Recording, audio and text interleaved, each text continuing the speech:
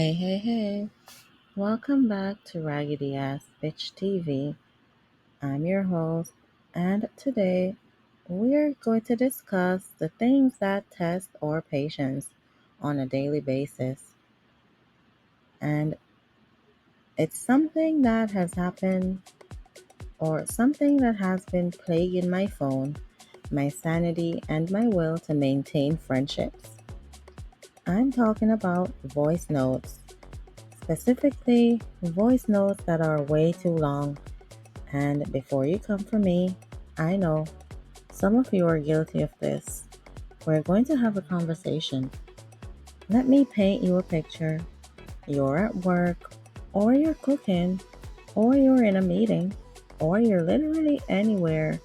You can't just stop everything and listen to audio. Your phone buzzes, you check it. It's a voice note from your friend, or your mom, or your cousin, or that person you haven't talked to in 6 months who suddenly has so much to tell you. And you look at the timestamp, 7 minutes.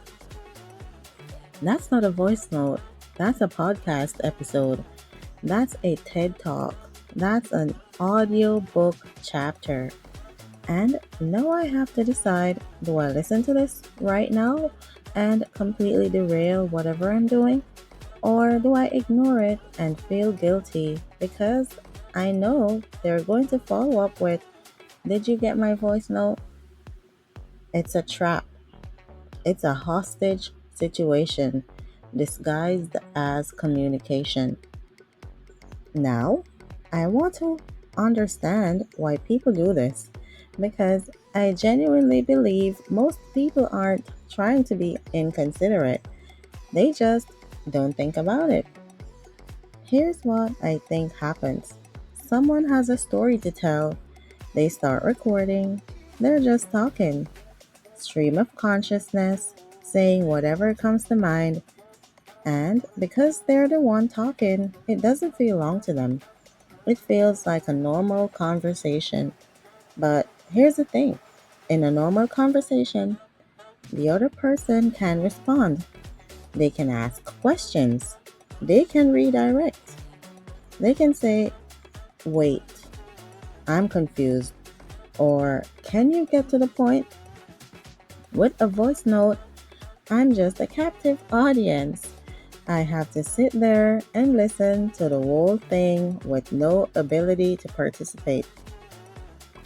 And voice notes always include unnecessary details. So I was at the store, and you know how I always go to the store on Tuesdays. Well, this was a Wednesday, which was weird for me because normally I go on Tuesdays, but this week I had that appointment on Tuesday. Remember I told you about that appointment? Anyway, so I'm at the store on Wednesday instead. Get to the point. What happened at the store? Why are we discussing your entire weekly schedule? And can we talk about the timing of these things? People will send you a 7 minute voice note at like 9 p.m. on a Tuesday. Just drop it in your messages like it's a casual, "Hey, what's up?" But it's not casual, it's a commitment.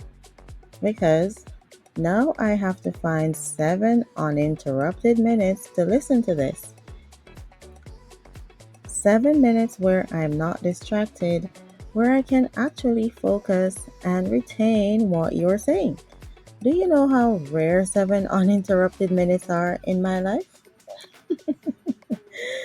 I have kids. I have work to do. I have 1,000 things going on. 7 minutes is valuable. And the worst part, half the time, I listen to the whole 7 minutes, and at the end, I'm like, that could have been a text. I'm running late. 7 minute voice note. Did you see what happened on that show? 7 minute voice note. What do you think I should wear? 7 minute voice note. These are text conversations. These are one sentence pieces of information. Here's another problem with the long voice notes. I can't remember everything you said. With the text, I can scroll back. I can reference it. If you gave me an address or a time or important information, it's right there. With a voice note, if I miss something, I have to scrub through the audio trying to find the part where you said the thing I need to know. And half the time, the important information is buried in the middle of some long story. So, anyway, after I left the store, oh, by the way, we need to meet at 3 p.m. on Thursday at that place on Main Street. But yeah, so after I left the store, I ran into Sarah. And you know how Sarah is. Wait, what? What time? What place? Let me rewind. And now I am listening to your voice note multiple times, trying to extract the actual information I need. Just text me 3 p.m. Thursday, Main Street, done. I have the information. We're good. But no. Instead, I have to be your audio archaeologist, digging through layers of unnecessary context to find the one piece of information that actually matters. Let me break down the different types of long voice note senders because there are categories here. Type 1, the storyteller. This person is very invested in the narrative. They want you to experience the story the way they experienced it, with all the build up and context and emotion. Every voice note is a journey. There's a beginning, middle, and end. There are character descriptions, there's foreshadowing, and look, I appreciate a good story, but sometimes I just need the facts. Type 2, the processor. This person is using you as their therapy. They're working through their thoughts out loud, and you're just there, listening. They're not really looking for advice or input, they just need to talk. And you're the audience. The voice note isn't for you, it's for them. You're just the unfortunate recipient. Type 3, the rambler. This person has no structure, no plan. They just start talking and see where it goes. They'll start with one topic, drift to another, remember something else, go back to the first topic, and somehow end up talking about something completely different. Listening to their voice notes is like trying to follow a conversation with someone who keeps changing the channel.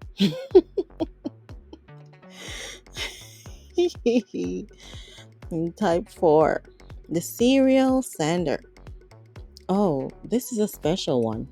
This person doesn't send one long voice note, they send multiple voice notes back to back.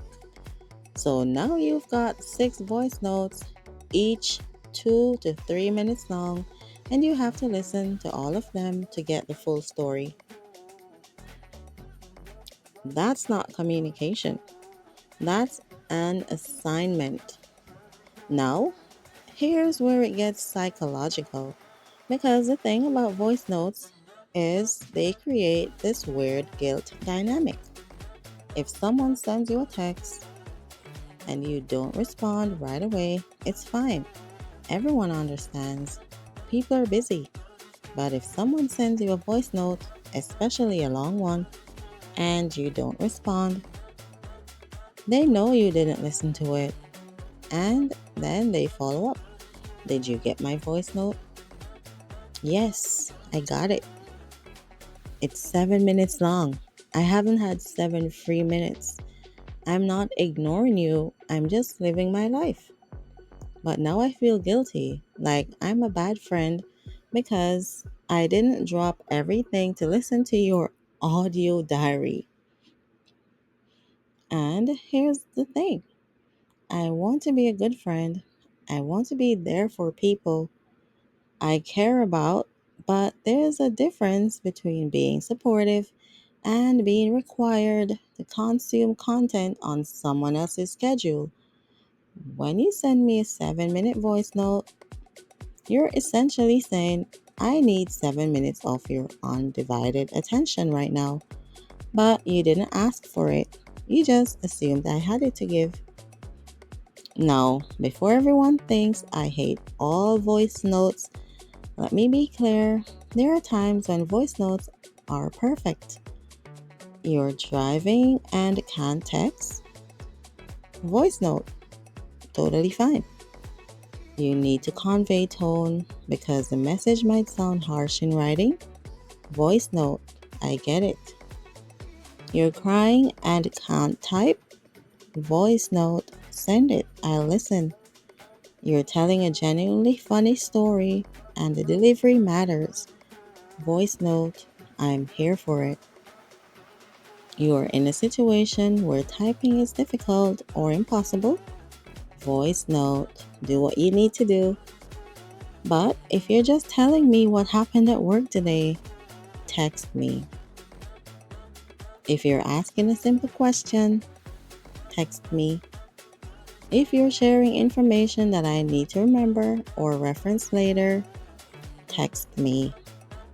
Voice notes should be for when they are the best option, not just the easiest option for you. And let's talk about something important, accessibility. Not everyone can listen to voice notes easily. Some people have hearing difficulties. Some people are in environments where they can't play audio. Some people have auditory processing issues that make long voice notes really difficult. When you send a voice note instead of a text, you are making an assumption about the other person's ability to receive that information in that format. And I'm not saying never send voice notes, I'm saying be thoughtful about it. If someone tells you they prefer text, respect that. If someone takes a while to respond to your voice notes, maybe that's a sign they're struggling with that format. Communication should be accessible to everyone involved. It shouldn't just be convenient for the sender. So, here's what I propose, and this is reasonable. This is not asking too much. If your voice note is going to be longer than 2 minutes, ask yourself, does this need to be a voice note? Could this be a text? Could this be bullet points? Could this be a phone call where we actually have a conversation instead of me just listening to a monologue? And if it does not need to be a voice note, if it's genuinely the best way to communicate, if it does need to be a voice note, if it's genuinely the best way to communicate what you need to say, then maybe give me a heads up. Hey, I'm sending you a longer voice note about such and such. Listen when you have time. Now I know what I'm getting into. Now I can plan for it. Now I'm not blindsided by a 7-minute audio essay when I was just checking my messages. Communication is about both people. It's not just about what's convenient for you to send, it's also about what the other person can reasonably receive. And if you're sending voice notes that are so long, people are avoiding listening to them, you're not communicating effectively. You're just talking into the void. And if you're someone who receives these long voice notes and feels guilty for not listening to them right away, don't. You're allowed to set boundaries. You're allowed to say, hey, I can't listen to voice notes right now. Can you text me? Your time is valuable, and you don't owe anyone a listening session just because they decided to record their thoughts instead of typing them. It's okay to prioritize your own time and energy. It's okay to communicate in ways that work for you, not just for the other person. Good communication is about mutual respect. It's about considering what works for both people, not just one. So, the next time you're about to record a voice note, ask yourself, is this the best way to communicate this? Or is this just the easiest way for me? And if the answer is the second one, maybe take the extra minute to type it out instead. Your friends and their eardrums will thank you. That's all for today's episode of Raggedy Ass Bitch TV. If you've got a friend who sends you novel length voice notes, maybe send them this episode as a voice note, 7 minutes long. See how they like it.